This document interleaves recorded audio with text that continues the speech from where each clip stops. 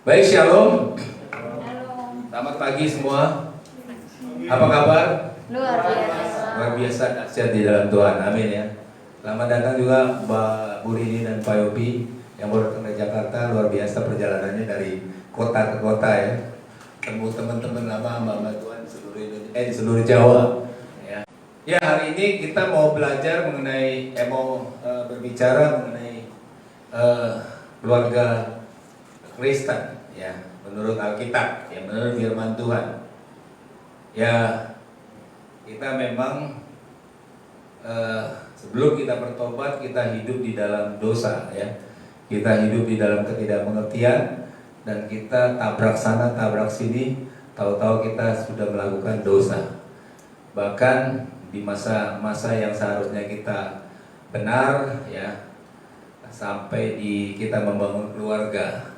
Tapi kita bersyukur kita bisa mengenal Tuhan sebelum kita dipanggil Tuhan. Amin ya. Dan kita masih mempunyai kesempatan untuk hidup sesuai dengan firman-Nya. Ya, nah buat semua yang di usia manapun kita bisa melihat kebenaran firman Tuhan untuk kita segera ya, membawa diri kita untuk sesuai dengan firman Tuhan. Jadi topik kita adalah sebenarnya keluarga Kristen sejati.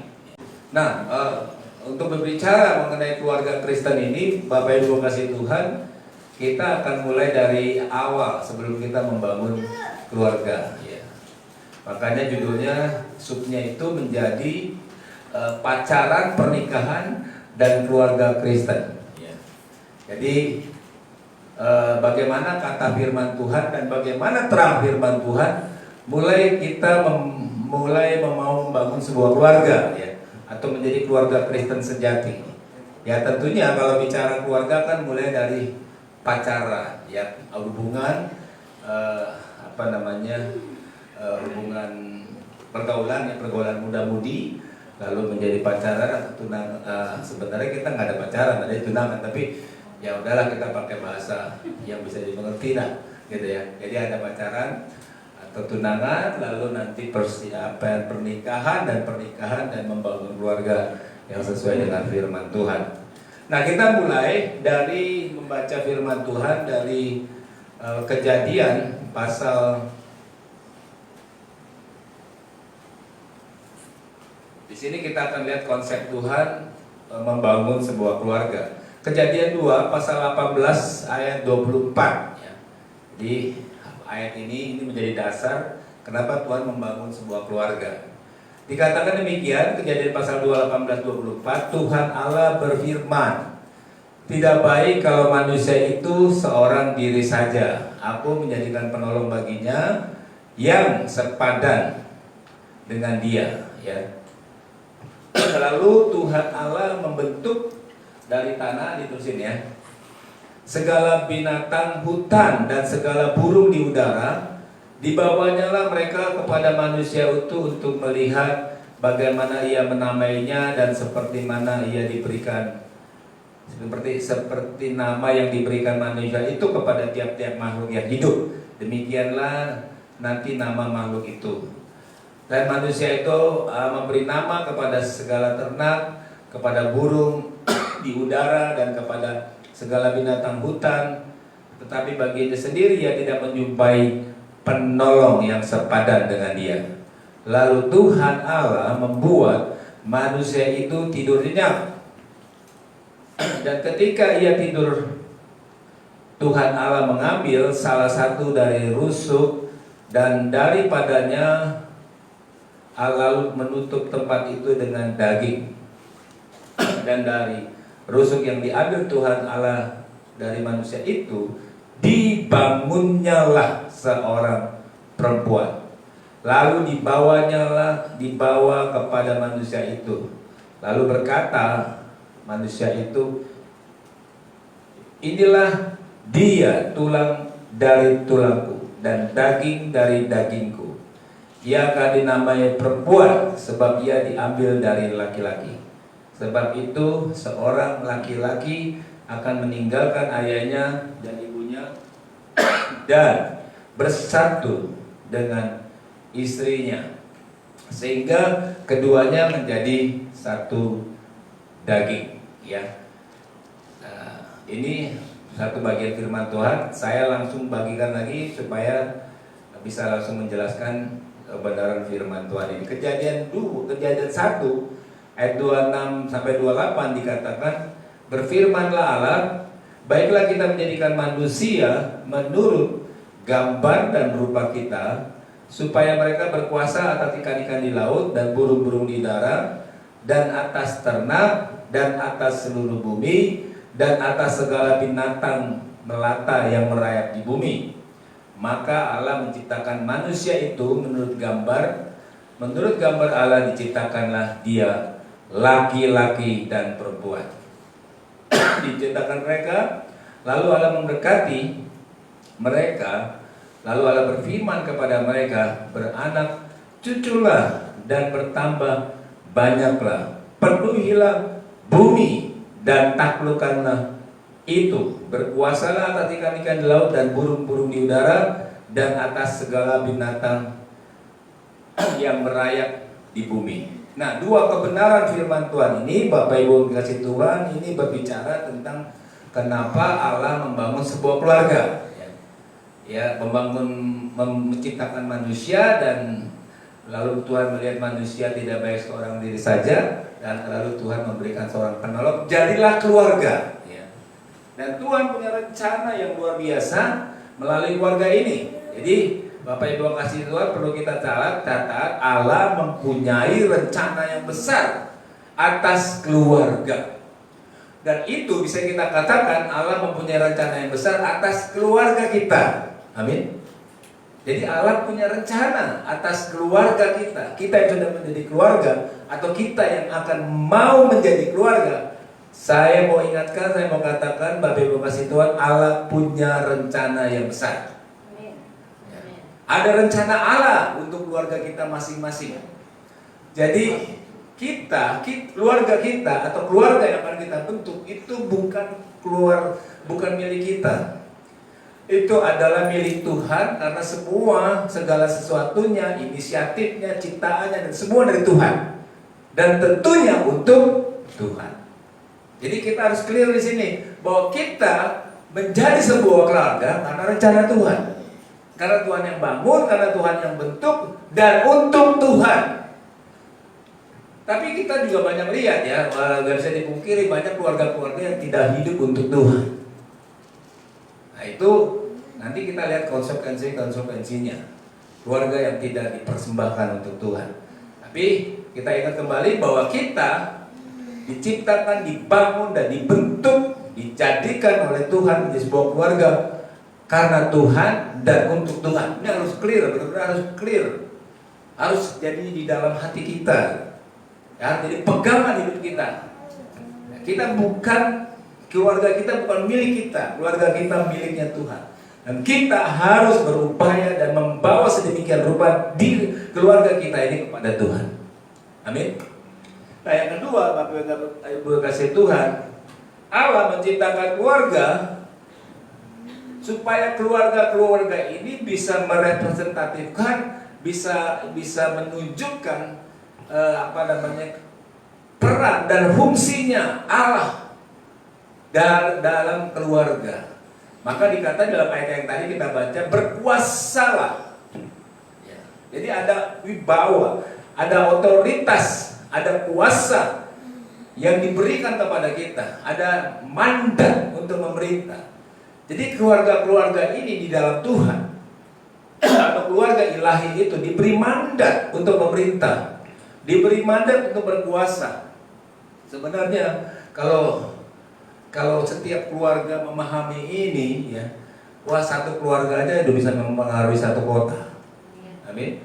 Satu keluarga aja bisa mempengaruhi. Saya pernah baca kesaksian-kesaksian di mana ada gerakan, ada kebangunan rohani di satu kota karena ada satu pendoa. Itu baru satu pendoa. Bagaimana kalau ada keluarga yang menjadi keluarga ilahi, yang terbakar dan menyala dengan Tuhan dan penuh dengan kebenaran firman Tuhan, dan mengetahui, ada wibawa, ada otoritasnya, dia mengendalikan situasi kota. Ketika dia melihat ada spirit narkoba, spirit pelacuran, spirit apa saja, lalu dia berdiri, keluarga itu berdiri membela kotanya, maka terjadi suatu perubahan. Ya, karena Tuhan memang sudah memberi mandat dan memberikan kuasa kepada keluarga-keluarga ilahi, keluarga-keluarganya Tuhan sendiri. Jadi ada kuasa, ada wibawa, ada otoritas. Apalagi sekarang Bapak Ibu kasih Tuhan, kita menghadapi pandemi, kita menghadapi krisis ekonomi, kita menghadapi masalah-masalah di depan, ada bencana. Ya sekarang ini Ring of Fire kita Indonesia ini sedang berkuak semua ya. Jadi ternyata di Indonesia ini magmanya besar sekali di bawah karena ada gunung-gunung berapi di sekeliling Indonesia. Dan itu siap meledak semuanya. Belum ancaman perang karena egois satu bangsa. Ini kita melihat perang dagang Amerika dan Cina. Ini perang dagang itu per bulan, nanti perang beneran. Dan kalau udah yang lain-lain ikutan, satu pihak Amerika, satu pihak Cina atau gimana, ada lagi pihak lain. Dan ada satu negara yang tidak bisa menahan diri melepaskan nuklirnya. Apa yang satu nggak keluarkan nuklirnya? Apa yang satu nggak keluarkan senjata biologisnya dan sebagainya? Senjata biologi maksudnya, senjata kimia dan sebagainya. Jadi kalau udah itu terjadi, hancur semua. Memang dunia sedang menuju kehancuran. Jadi kita harus memahami apa peran dan fungsi wibawa dan kuasa otoritas mengalahkan semua pekerjaan-pekerjaan si jahat. Amin. Jadi sekarang ini nih yang namanya COVID itu kita sebut klaster-klaster ya. Nah itu peranan keluarga sebenarnya. Begitu ada klaster RT, klaster RW, klaster lurah, klaster keluarga ini, klaster kelompok ini, klaster kelompok ini sebenarnya musuh di depan mata kita untuk kita kalahkan. Dan kita punya otoritas, punya wibawa sebagai keluarga Kristen. Satu orang saja itu sudah mengoncangkan, apalagi bicara keluarga. Amin. Suami, istri dan anak bersama-sama berdoa, merebut dan memenangkan sebuah kota. Itu sangat mungkin terjadi. Dan Tuhan sudah berikan potensi itu.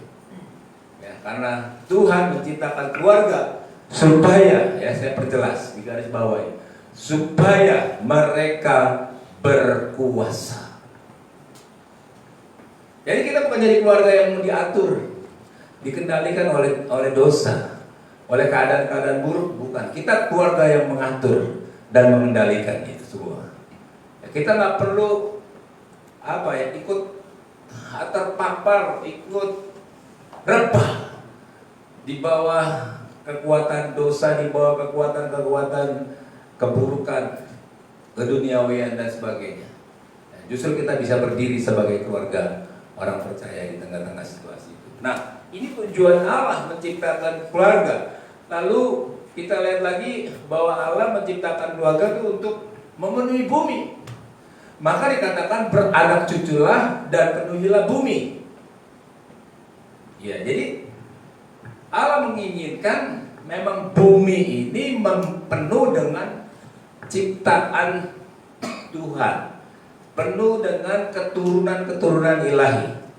Amin. Penuh. Jadi ya saya nggak bicara program-program KB atau pokoknya penuhi bumi. Jadi kita harus melahirkan orang-orang ilahi terus ya. Keluarga akan melahirkan keluarga ilahi, akan melahirkan keluarga ilahi lagi. Amin. Lalu di dalam keluarga itu ada pemimpin, akan melahirkan pemimpin-pemimpin lagi. Di dalam keluarga itu ada murid, akan melahirkan murid-murid lagi. Ya. Di dalam keluarga itu juga ada yang menjalankan peranan fungsi sebagai gembala, sebagai rasul, sebagai pendeta, sebagai apapun. Memimpin sebuah gereja dan dia melahirkan gereja dan gereja melahirkan gereja lagi dan seterusnya sampai beranak cucu, sampai bumi penuh kemuliaan.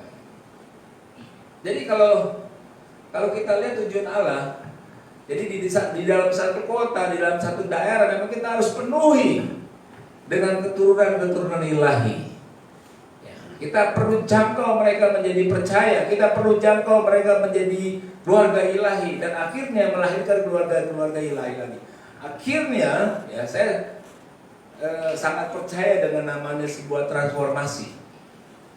Jadi ada beberapa negara yang terjadi transformasi, negara atau satu kota yang terjadi transformasi, yang tadinya misalnya dikenal kota narkoba, yang tadi dikenal kota penjahat, yang tadinya dikenal dengan kota ya keburukan, kota pelacur, kota apa. Saya pernah tinggal di daerah Poludia, di daerah Cawang, terkenal daerah narkoba, dan memang semua anak mudanya penjual dan pemakai narkoba. Nah, siapa yang bisa menghilangkan itu semua? Keluarga ilahi. Keluarga ilahi punya peran untuk merubah itu. Ya, karena memang Tuhan sudah berikan mandatnya, dan sudah berikan kuasanya, dan sudah berikan potensinya untuk melahirkan keluarga baru. Jadi betapa luar biasanya rencana Allah atas kita sebagai keluarga. Dan yang tujuan yang terakhir, terima kasih Tuhan, Allah merencanakan kita menjadi keluarga yang ilahi, keluarga yang menggambarkan kealahan, keluarga yang, jadi waktu Tuhan menciptakan manusia kan begini, baiklah kita menjadikan manusia sesuai dengan gambar dan rupa kita, sesuai gambar dan rupa Tuhan. Dan manusia pada saat itu hidup seperti Tuhan. Yang membedakan adalah Allah pencipta, manusia ciptaan.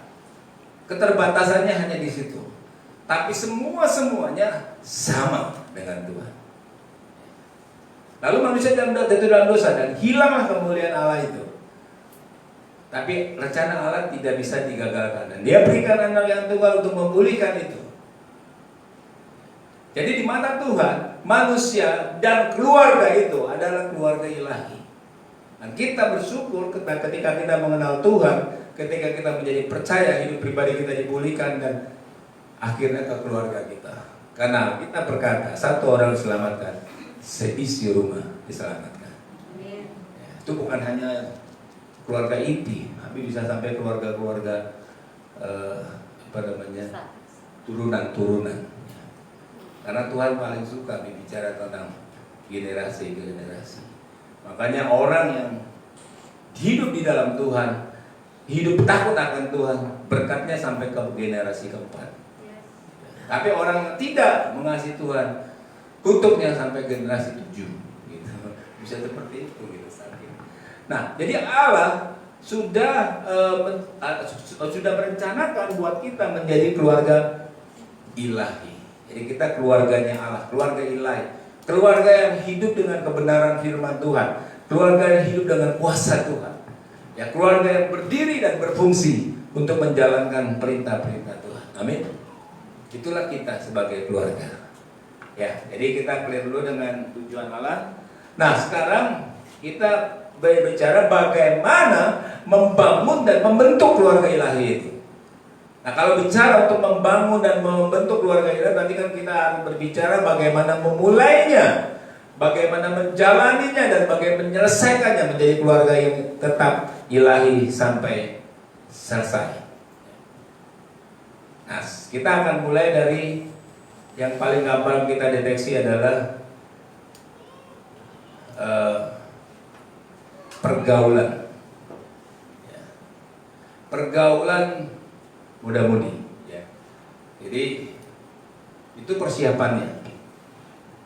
Jadi Bapak Ibu kasih Tuhan, ya tentunya sebelum pergaulan, keluarga-keluarga yang sudah menjadi orang percaya harus betul-betul menyiapkan anak-anaknya sedemikian rupa supaya masuk dalam tahapan-tahapan yang benar. Ya, kita masuk dalam tahap pergaulan muda-mudi. Nah, Bapak Ibu kasih Tuhan, pastikan anak-anak kita atau saudara-saudara yang masih di situ umurnya usia-usia sedang muda-mudi, ya, yang sedang dipersiapkan dari Tuhan. Jadi kita perlu lihat kebenaran firman Tuhan ini. Kita harus bisa memilih pergaulan yang tepat, karena pergaulan yang buruk merusak kebiasaan baik, ya, kebiasaan hidup kita. Jadi kita harus bisa memilih pergaulan yang tepat. Jadi kita punya kemampuan untuk memilih, mengenal orang-orang yang tidak takut akan Tuhan, yang hidup dalam dosa, hidup dalam kedagingan, hidup dalam kenajisan, nggak apa-apa. Tapi bergaul jangan, kata firman Tuhan. Ya, kita melayani boleh, bergaul jangan. Karena kalau kita bergaul, kita bisa tergambil. Jadi pilihlah pergaulan yang tepat. Pastikan anak-anak kita ada di dalam pergaulan yang tepat sebagai muda-mudi.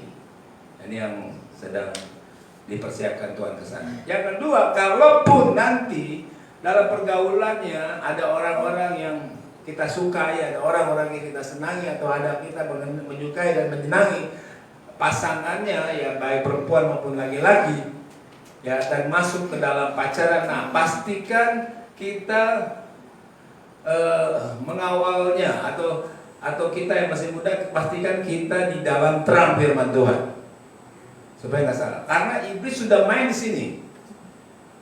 Tujuan iblis adalah menghancurkan tujuan Allah. Tujuan iblis adalah menggagalkan tujuan Allah yang tadi, ya. Tujuan Allah, masih ingat kan, bahwa kita adalah keluarga ilahi, kita adalah keluarga yang menjalankan peran dan fungsi Allah. Kita harus beranak cuci, melahirkan keturunan ilahi. Kita keluarga-keluarga kita mempunyai rencana yang besar. Jadi iblis berusaha supaya keluarga-keluarga tidak sampai ke situ. Dia dari awal sudah hadang kita, sudah bantai kita, sudah mau hancurkan kita. Makanya kita mengenal free sex bebas, kita mengenal pacaran yang gelap dan sebagainya. Nah, kita sebagai orang percaya harus bisa mengambil firman Tuhan, memakai firman Tuhan untuk mengawali hal ini dengan baik.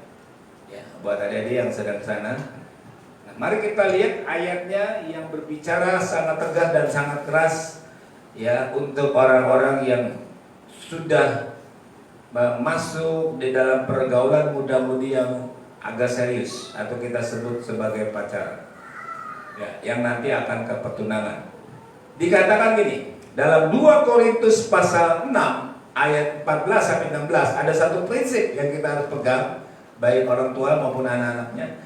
Janganlah kamu merupakan pasangan yang tidak seimbang dengan orang-orang yang tak percaya. Tolong digarisbawahi. Ini keras sekali nih. Karena saya mesti lihat orang Kristen pacaran sama orang tidak percaya. Apa dasarnya? Kita jangan sebut kita keluarga ilahi, kita anak ilahi kalau kita kompromi di sini. Kalau kita mau jadi keluarga ilahi, mau jadi anak ilahi, tidak boleh kompromi di sini. Alkitab katakan, jangan merupakan pasangan yang tidak seimbang, dan seterusnya lagi dikatakan, sebab persamaan apakah terdapat antara kebenaran dan kedurhakaan? Jelas kan nih, clear ya? Atau bagaimana terang dapat bersatu dengan gelap? Persamaan apakah yang terdapat dengan Kristus dan Belial? Sampai digituin. Anak-anak muda, jadi kalau kita kompromi, kita main-main, itu sama aja Kristus sama aja dengan Belial. Itu kita menganggap bahwa terang sama aja dengan gelap. No, jauh beda. Gelap-gelap, terang-terang. Kalau kita memilih yang bukan seimbang apalagi, itu kita mempersamakan yang terang jadi gelap gitu. Kabur. Nah, jadi sini tegas. Dan teruskan, apa hubungannya juga baik Allah dengan berhala? Begitu. Karena kita adalah bait Allah yang hidup menurut firman Allah ini. Aku akan diam bersama-sama dengan mereka dan hidup di tengah-tengah mereka, dan akan menjadi Allah mereka, dan mereka akan menjadi umat. Jadi sangat jelas sekali kalau kita mau mengizinkan anak kita berpacaran, hal ini harus kita tanya, harus kita perhatikan. Dan juga anak-anak muda, hal ini juga harus menjadi standar kita. Ini prinsip untuk masuk di dalam keluarga. Jadi prinsipnya apa? Pasangannya seimbang dan atau seiman dan seiman dan seimbang. Itu pasti seiman dan nanti seimbang juga. Seimbang itu maksudnya ya sama lah ininya, isinya dan lain-lain. Nah, ini perlu seminar lagi nanti. Tapi saya cuma bagiin ininya aja, prinsipnya. Jadi apa? Seiman dan seimbang. Ini harga mati tidak bisa ditawar-tawar. Kalau ada yang punya pacar tidak seiman, tidak seimbang, hari ini putuskan. Ini kata firman Tuhan, bukan kata saya. Jadi kita mau anggap apa? Kristus sama dengan Belial. Baik Allah sama dengan apa tadi? Ya, berhala. Jadi kalau kita kompromi berarti kita sama, baik Allah sama berhala. Kristus sama dengan Belial setan. Ya, gelap sama dengan terang. Ya, kita harus mengambil sikap. Ini sikap, mengambil sikap, bukan kebetulan ada diterima firman Tuhan. Mengambil sikap sekarang daripada kita membangun keluarga yang salah. Capek nanti ujung-ujungnya. Ngapain kalau nyesal udah menikah baru menyesal? Menyesal sekarang, amin. Sebelum menikah. Putuskan sekarang sebelum jadi kebal, jadi hatinya jadi bebal. Hati-hati loh, hati bisa bebal. Kita udah nggak terima lagi masukan dari orang. Dan ini memang fenomena zaman akhir. Hatinya bebal. Padahal mereka sudah beribadah, tapi bebal, memungkiri kekuatan ibadah. Makanya kalau kita dengar kebenaran seperti ini, oh terima kasih, saya putuskan hari ini. Karena Tuhan tidak menghendaki pasangan yang tidak seimbang. Ya, itu bicara iman, bahkan itu bicara tentang visi misi juga. Yang kedua, prinsip yang kedua di sini adalah kita harus mendapat pasangannya itu dapatnya dari Tuhan. Jadi bukan nyari sendiri. Dapatnya dari Tuhan itu berarti kita melibatkan Tuhan. Ya, kita berdoa kepada Tuhan. Pasti dikasih, ke orang minta roti dikasih roti. Nggak mungkin minta roti dikasih ular. Ya. Minta roti dikasih roti. Minta orang pasangan akan dikasih pasangan. Dan kalau Tuhan kasih itu yang terbaik. Yang percaya kata-kata. Kalau kita cari sendiri, nemu sendiri dan bawa pada Tuhan di pasangan saya, belum tentu itu yang terbaik buat kita. Tapi sekian banyak orang hanya mencari sendiri dan meminta kepada Tuhan persetujuan. Itu kita dapat yang tidak terbaik. Saya bersyukur di masa-masa ini saya udah bertobat, gitu ya. Di masa dari mencari pasangan sudah bertobat, tapi memang mungkin pengaruhnya waktu saya masih kecil, saya rajin sekolah minggu, jadi udah menerima prinsip-prinsip itu, gitu ya.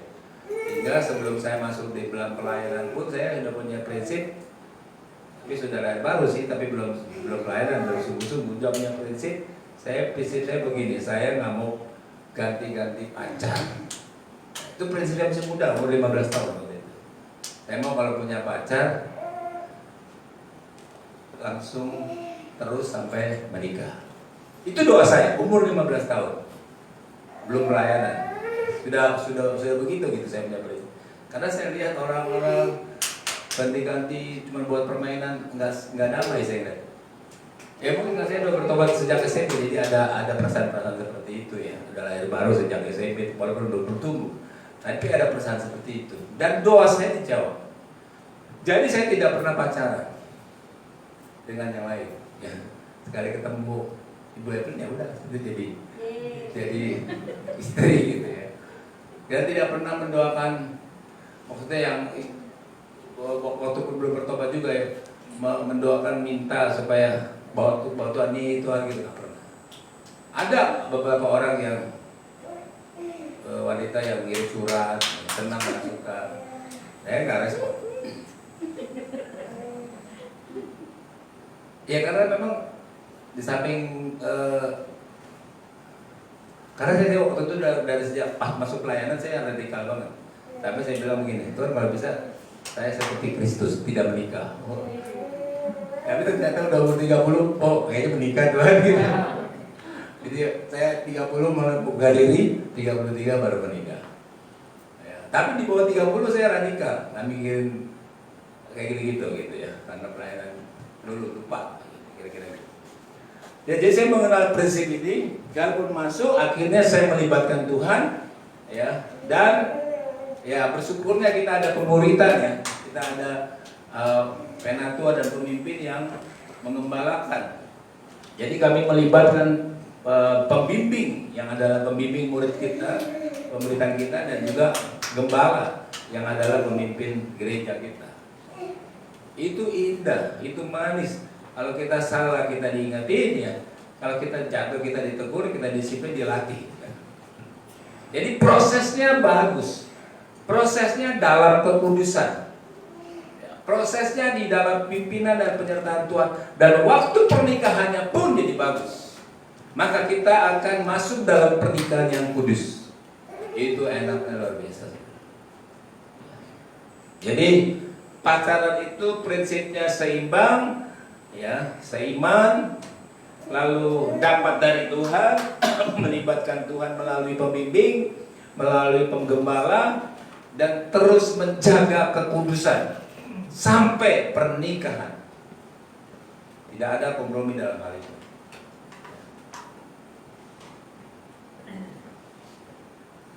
Jadi di luar itu dosa. Kalau kita ikuti gaya pacaran orang dunia yang tidak mengenal Tuhan, waduh, luar biasa itu. Jadi ketika pernikahannya nggak ada sesuatu yang spesial. Tapi kalau dia di dalam kekudusan ketika pernikahannya, dia merasakan sesuatu yang spesial. Dan Tuhan seperti ada di dalam pernikahan itu. Ya, karena Tuhan sangat senang dan sangat suka yang namanya pernikahan. Ya, karena itu adalah membangun sebuah keluarga ilahi. Baiklah kita mulai dan jalani prosesnya dengan kebenaran dan kekudusan. Amin. Jadi kita yang sudah punya anak yang sudah usia-usia seperti ini, kita prepare. Lalu kita yang anak-anak muda sedang masuk di sini, jaga hidup kita untuk tetap di dalam kekudusan dan kebenaran. Yang kedua, proses yang kedua adalah kita mulai masuki pernikahan. Nah, ayat firman Tuhan juga sangat jelas untuk mengawali, untuk mendampingi kita ya, sampai kita masuk dalam pernikahan yang kudus. Di dalam Ibrani 13 ayat 4 dikatakan, hendaklah kamu semua penuh hormat terhadap perkawinan. Penuh hormat terhadap perkawinan. Dan janganlah kamu mencemarkan tempat tidur, sebab orang-orang sundal dan berzina akan dihakimi Allah. Tegas. Inilah prinsip firman Tuhan. Dan kita harus terima ini. Dan ini kebenaran yang menyelamatkan kita. Jadi kita harus penuh hormat menjaga kekudusan pernikahan kita. Kita biarkan firman Tuhan bekerja di dalam pernikahan kita. Itu nanti hasilnya luar biasa. Kita bisa melahirkan anak-anak yang kudus juga. Kita bisa melahirkan keluarga-keluarga yang kudus juga. Dan itu menyenangkan hati Tuhan. Sebaliknya perilaku sundal dan perilaku pezina akan dihakimi oleh Allah. Ini firman Tuhan. Jadi jagalah kekudusan pernikahan. Makanya prinsipnya adalah dalam kekudusan. Pernikahan baik dimulai ataupun dijalaninya itu perlu dijaga setiap hari kekudusannya. Dalam bimbingan Tuhan. Dan ketika kita masuk dalam pemberkatan, maka kita akan mengalami pemberkatan pernikahan kudus. Jadi buat Makanya di gereja kita, kalau kita mau melayani pemberkatan pernikahan, kita lihat case-nya. Kalau dia sudah hidup, sudah pernah melakukan hubungan badan, hubungan sebagai suami istri, kita tidak pemberkatan pernikahan kudus. Namanya kita peneguhan pernikahan kudus. Peneguhan. Karena dia sudah berhubungan badan, sudah menyatu tanpa kebenaran dan terang firman Tuhan. Ya, itu yang Alkitab ajarkan kepada kita. Tapi bukan berarti yang sudah jatuh dalam dosa dan dia bertobat dan dia membangun kembali kehidupan keluarganya dengan Tuhan, nggak akan bisa bertumbuh dan nggak akan bisa dipakai Tuhan, nggak. Malah bisa kebalikan juga, yang diberkati kudus bisa juga hidup habis itu di dalam dosa, di dalam perzinahan. Yang terpenting pada akhir Tuhan akan lihat apa akhir. Tetapi alangkah indahnya Bapak Ibu kasih Tuhan kalau kita memulai dan mengakhiri dengan benar. Amin. Memulai, menjalani dan mengakhiri dengan benar.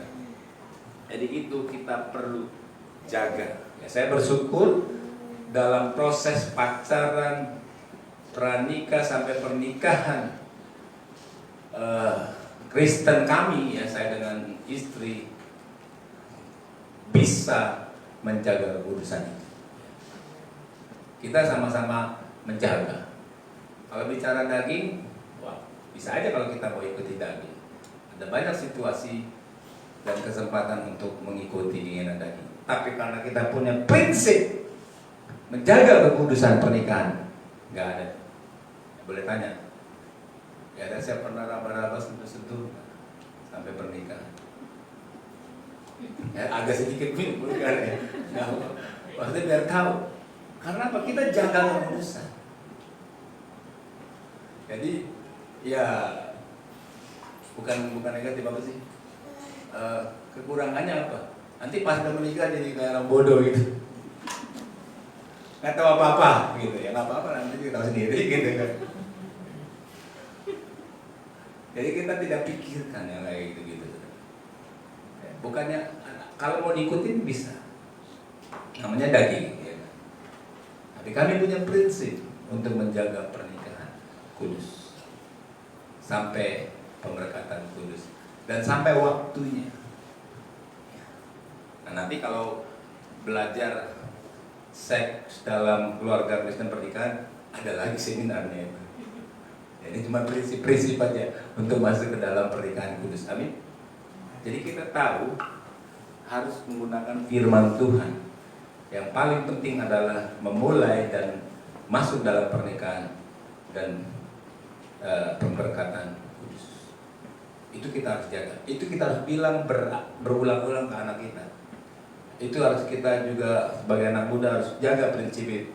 Jangan mau dijamah oleh iblis sehingga kita jatuh di dalam dosa.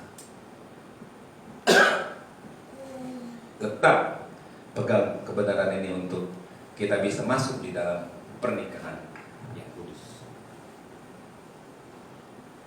Ya, yang berikut ya termaksud ya pernikahan, menjaga pernikahan kudus itu termaksud ini ya, apa namanya, menjaga untuk tidak bercerai. Ya. Jadi kita punya prinsip yang Alkitab katakan apa namanya, tidak boleh yang dipersatukan Allah itu diceraikan. Jadi ini menjadi prinsip kita. Jadi sebagai keluarga Kristen, sebagai orang percaya yang menghormati perkawinan, kita harus jaga benar-benar ini. Lain hal kalau kita memang sebelumnya belum mengerti atau ya dalam situasi-situasi yang bagaimana akhirnya kita melakukan hal itu, ya karena ada banyak juga beberapa hamba Tuhan yang dipakai Tuhan sekarang, tapi mereka adalah orang-orang yang gagal dalam pernikahan pertamanya. Ya kita nggak ngebahas itu, tapi yang kita ngebahas, kita pegang satu prinsip, ya, tidak ada perceraian di dalam pernikahan. Gitu. Amin. Itu prinsip yang, karena Allah tidak menghendaki perceraian. Apa yang dipersatukan tidak boleh diceraikan. Inilah perkawinan Kristen. Memulainya, ya, menjalaninya, menjaganya. Nah, jadi kita perlu kembalikan kepada kebenaran firman Tuhan. Tapi setiap case nanti bisa berbeda. Ada orang yang sudah kadang-kadang melakukan sebuah kegagalan atau kesalahan, ya, perlu datang kepada Tuhan di bawah bimbingan orang-orang yang rohani supaya bisa dipulihkan secara total dan sempurna sehingga bisa kembali menjadi sebuah keluarga yang ilahi. Karena satu prinsip juga dari Tuhan, Tuhan datang untuk orang yang mau bertobat, orang yang berdosa, bukan orang yang kudus, bukan orang yang suci. Orang benar tidak perlu Tuhan. Maksudnya dalam arti pengampunan dosa. Jadi Tuhan juga ingin membenarkan keluarga-keluarga yang gagal, keluarga-keluarga yang sudah punya masalah itu. Kita kembali kepada prinsip pernikahan Kristen yang Tuhan katakan. Jadi itu tetaplah menjaga kekudusan. Yang ketiga, Bapak Ibu kasih Kristus, mengenai bagaimana kita menjadi keluarga ilahi. Ketika kita berbicara mengenai keluarga Kristen sejati, ini luar biasa. Udah ada satu ayat yang mengkoridor kita, yang frame kita untuk kita benar-benar strict menjaga keluarga kita menjadi keluarga, atau membangun keluarga kita menjadi keluarga yang sejati. Mari kita baca Keluaran pasal 20 ayat 1 sampai 17.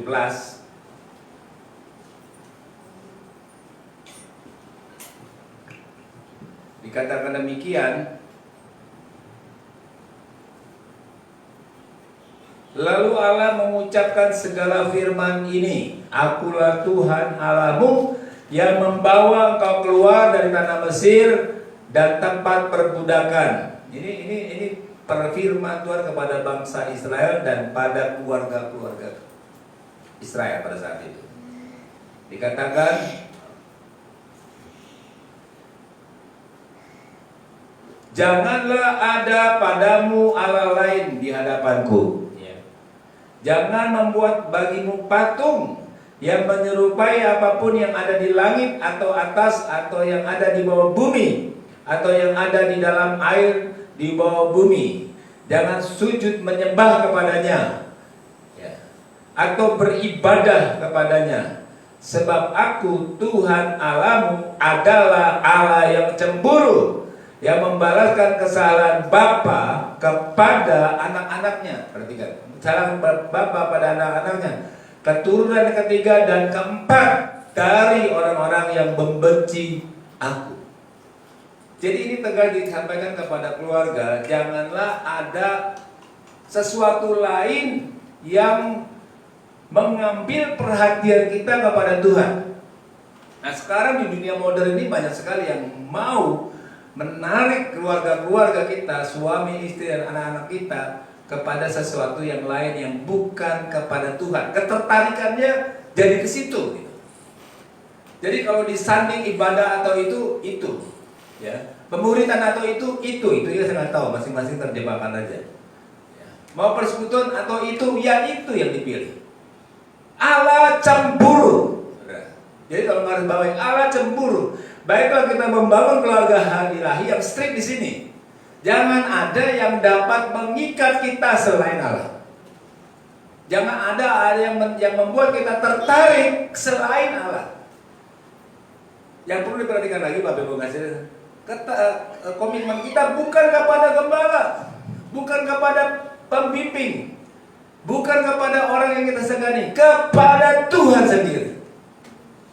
Jadi kalau kepada ini, pembimbing kita lagi nggak perhatiin, atau gembala kita nggak perhatiin, paling cuek-cuek aja deh. Maka kita kompromi. Ingat, Tuhan kita yang melihat itu. Tuhan kita yang menjaga kita, yang memantau kita, dan Dia katakan Dia cemburu kalau kita beralih. Jadi tugas kita sebagai orang tua atau bapak atau ibu ya, tugas kita juga sebagai anak harus sama-sama saling menjaga. Tidak ada Allah lain. Titik. Amin.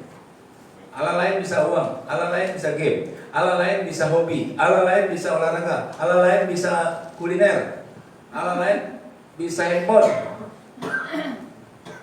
update status bisa Allah lain juga. Mau tidur gitu ya. Banyak Allah lain, banyak yang mau menarik perhatian kita dari Tuhan. Dan memang kita harus bisa membawa diri kita dan keluarga kita kepada sikap yang tegas seperti ini. Lalu Tuhan katakan lagi, ya, saya sangat mendalami nih yang katakannya Tuhan adalah Allah yang cemburu. Jadi kalau namanya cemburu berarti dia tuh perhatikan benar kan perilaku kita, ya, sangat perhatikan sampai sensitif seperti itu. Ada lagi membalas kesalahannya kepada kesalahan. Dan seterusnya, ayat-ayat berikutnya, jangan membunuh, jangan berzina, hormati orang tua, dan seterusnya 10 hukum Taurat. Itu untuk keluarga. Dan satu lagi kan, kuduskanlah hari Sabat. Kalau mau bangun keluarga sejati, makanya orang Israel, bapak-bapaknya itu tiap hari baca ayat ini. Yang dibilang ajarkan berulang-ulang, kayak ini. 10 hukum Taurat ini, ya, maka dinyanyiin, bahkan diajarin. Ya, pernah dengar Syema Israel menyanyi di tempat yang tinggi gitu supaya didengar oleh banyak orang gitu ya, pakai pengaras suara. Tapi orang Israel juga bicara kepada keluarganya. Artinya Adonai, Allah itu Esa, Elohim gitu-gitu ya. Allah itu Esa, Allah itu cemburu, itu dinyanyiin sebenarnya. Berulang-ulang. Jadi kalau kita berulang-ulang pasti anaknya dapat. Nanti kalau mereka dia kuliah, dia di tempat lain, kita nggak khawatir. Pasti dia akan baca 10 hukum Taurat itu. Dia akan ingat 10 hukum Taurat itu. Jadi mau membangun keluarga Kristen sejati, koridornya sudah ada 10 hukum Tuhan. Dan diperjelas di Matius, di Injil Perjanjian Baru oleh Yesus adalah kasihilah Tuhan Allahmu dengan segenap hatimu, dengan segenap jiwamu, dengan segenap kekuatanmu, dengan segenap akal budimu, dan kasihlah sesamamu manusia seperti dirimu sendiri. Perjanjian Lama, Perjanjian Baru itu bicara. Sudah. Inilah cara membangun keluarga yang ilahi. Pegang kebenaran ini, hukum Taurat dan hukum kasih, baik di Perjanjian Lama maupun Perjanjian Baru. Bapak Ibu kasih Tuhan, ini sedikit kita belajar mengingat kembali prinsip-prinsip membangun keluarga ilahi. Jadi kita mulai strict dan memperhatikan dari pergaulan muda-mudi sampai ke kita pernikahan kita dan sampai kita telah menjadi keluarga. Saya berharap kita adalah keluarga-keluarga yang berjalan dan menghidupi semua kebenaran firman Tuhan. Dan kalau kita sudah di situ, Bapak Ibu kasih Tuhan, jangan tanya soal berkat. Berkat akan mengalir sangat luar biasa. Berkat seringkali terhalang dan tertahan karena kita belum hidup benar sesuai dengan firman. Tapi kalau kita sudah hidup benar, gak usah tanya, berkat akan mengalir. Itu adalah upah, itu adalah otomatis. Itu udah berjalan dengan sendirinya. Makanya Alkitab katakan, carilah dahulu kerajaan Allah kan?